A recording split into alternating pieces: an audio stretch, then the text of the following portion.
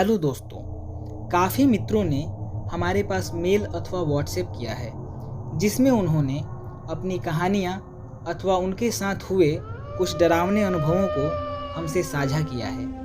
अगर आप भी चाहते हैं कि हम आपकी कहानियों को अपनी आवाज़ दें तो आप भी हमें हमारे जीमेल अथवा व्हाट्सएप पे अपनी कहानियाँ भेज सकते हैं। हम अवश्य आपकी कहानियों को सुनाएंगे।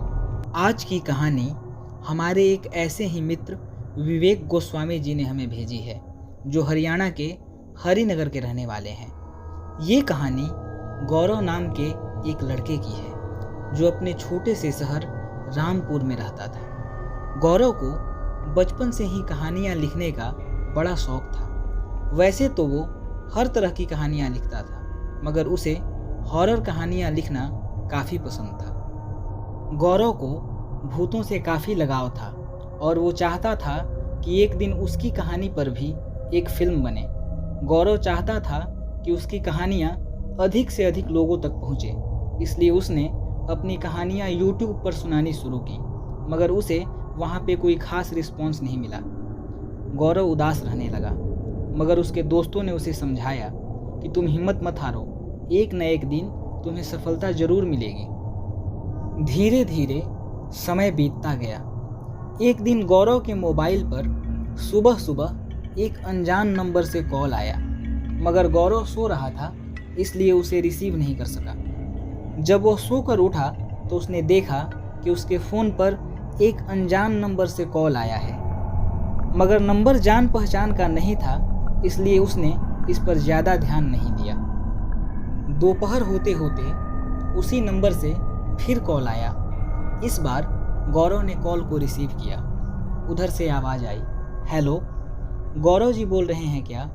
हाँ कहिए, क्या बात है? गौरव ने पूछा।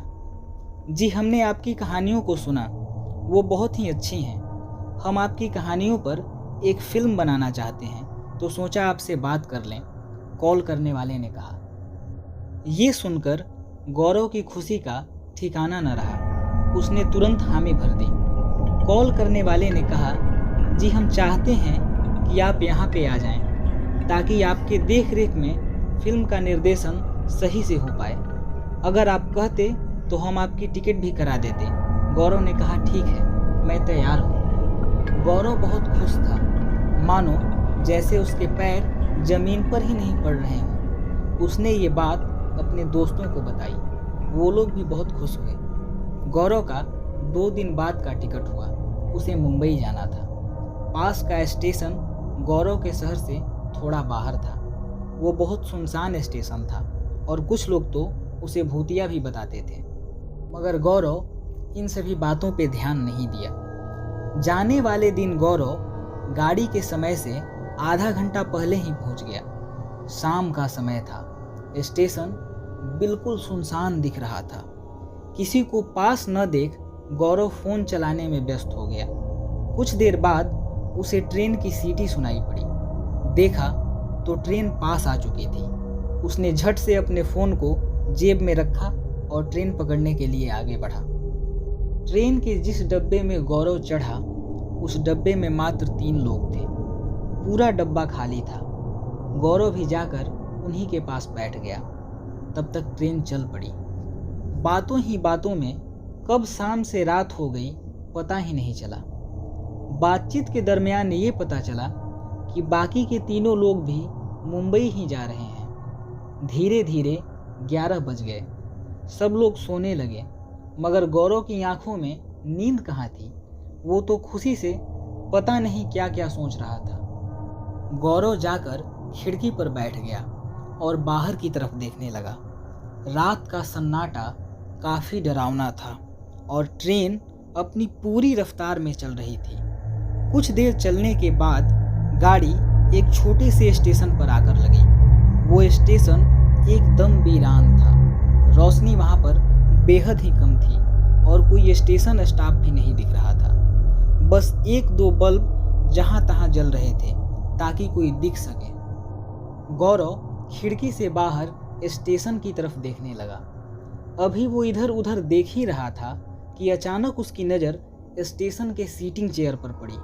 उसने देखा कि वहाँ पर 7 औरतें एक साथ बैठी हैं। उन सब ने सफ़ेद रंग की साड़ियाँ पहन रखी थी और सबके चेहरे काफ़ी अजीब और डरावने थे। गौरव ने जब ध्यान से देखा तो देखा कि उन सब के सर फटे हुए हैं और खून से उन सब की साड़ियाँ लाल हो रही हैं। ये सब देखकर गौरव काफ़ी डर गया और वहाँ से उठकर दूसरी तरफ की खिड़की पर आकर बैठ गया।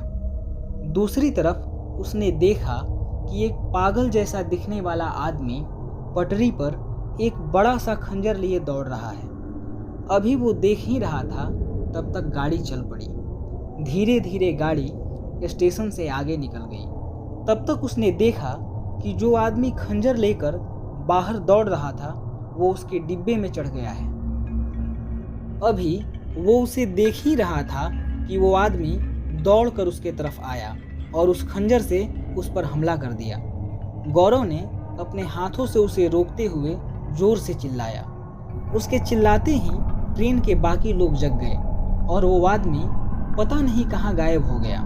लोगों ने पूछा क्या हुआ, तो गौरव ने टालते हुए कहा कुछ भी नहीं। इन सारी घटनाओं के कारण गौरव ने खिड़की बंद कर दी और सोने चला गया। रात करीब 2 बजे के आसपास गौरव की नींद खुली। उसे तेज प्यास लगी थी। वो अपनी जगह से उठा और उन तीनों के पास पानी मांगने के लिए गया, मगर उन तीनों के पास भी पानी नहीं था। कुछ देर इंतजार करने के बाद ट्रेन किसी छोटे से हाल्ट पर रुकी। गौरव को उस हाल्ट पर एक चापाकल दिखाई दिया। वो पानी के लिए जैसे ही प्लेटफॉर्म पर उतरता है, एक हाथ उसके पैर को पकड़ लेता है। इससे गौरव गिर पड़ता है। जब वो नीचे देखता है तो देखता है कि एक जला हुआ हाथ प्लेटफॉर्म के अंदर से निकलकर उसे पकड़ने की कोशिश कर रहा है। गौरव जैसे तैसे तेज दौड़कर ट्रेन की तरफ भागता है। उधर ट्रेन स्टार्ट हो जाती है और धीरे धीरे आगे बढ़ने लगती है। गौरव तेजी से दौड़कर उस ट्रेन को पकड़ता है और अंदर जाता है।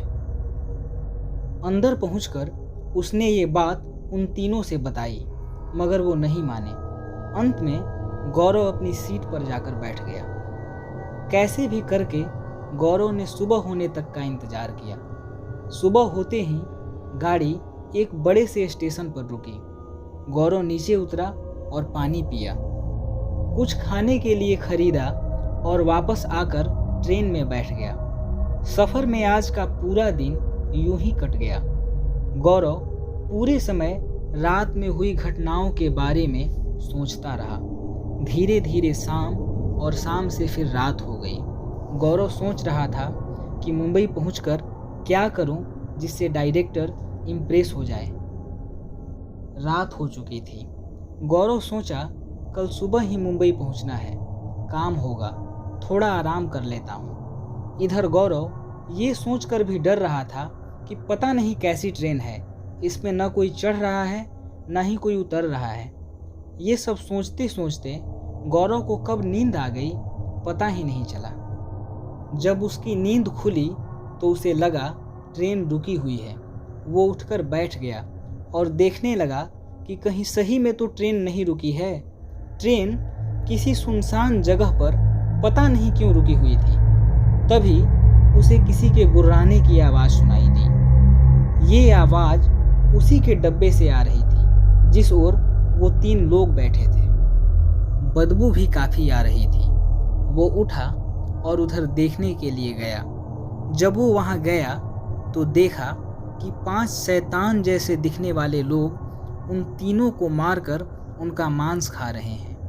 पूरे डब्बे में खून फैला हुआ था। ये सब देखकर गौरव एकदम सन्न पड़ गया। वो बेतहासा डब्बे से बाहर की तरफ भागा। उसे भागते देख वो 5 उसे पकड़ने के लिए दौड़े। चांदनी रात थी और गौरव उस सुनसान सी जगह पर भागा जा रहा था। इधर ये 5 शैतान उसका तेजी से पीछा कर रहे थे। गौरव को दूर एक छोटा सा मंदिर दिखा। वो तेजी से उसकी तरफ दौड़ा और दौड़कर मंदिर में पहुंचा। मंदिर में पहुंचते ही वो सारे शैतान गायब हो गए। गौरव डर के मारे कांप रहा था। सारा कपड़ा कीचड़ और मिट्टी से गंदा हो गया था। सुबह तक गौरव जगा ही रहा। जैसे ही सुबह हुई, मंदिर का पुजारी वहां पहुंचा। गौरव की हालत देखकर उसने पूछा, क्या हुआ बेटा? गौरव ने रात की कहानी पंडित जी से बताई। पंडित जी सारी बात समझ गए। उन्होंने गौरव को बताया, बेटा, बहुत समय पहले यहाँ एक ट्रेन हादसा हुआ था और बहुत लोग मरे थे। आज भी हमेशा कुछ लोगों को वो ट्रेन दिखाई देती है और वो शैतानी आत्माएं भी दिखती हैं। अक्सर यहाँ पटरी पर कोई न कोई मरा मिलता है। तुम भाग्यशाली हो जो बच गए। गौरव के पास पर्स के अलावा कुछ भी नहीं बचा था। सारा सामान भागते वक्त ट्रेन में ही छूट गया था। पर्स में पड़े पैसे से कुछ नए कपड़े खरीदे और डायरेक्टर से मिलने के लिए उसके घर की ओर चल पड़ा। वहां पहुंचकर गौरव ने अपने साथ हुई पूरी घटना डायरेक्टर से बताई। डायरेक्टर को ये कहानी काफ़ी पसंद आई। डायरेक्टर ने गौरव से कहा, क्यों ना इसी घटना पर एक फिल्म बनाई जाए। गौरव ने कहा, ठीक है। कुछ दिनों बाद इस घटना पर एक फिल्म आई जो काफ़ी हिट रही। गौरव आज एक अच्छा लेखक है और अपनी ज़िंदगी खुशी से जी रहा है, मगर आज भी वो दिन याद करके गौरव की रूह कांप जाती है।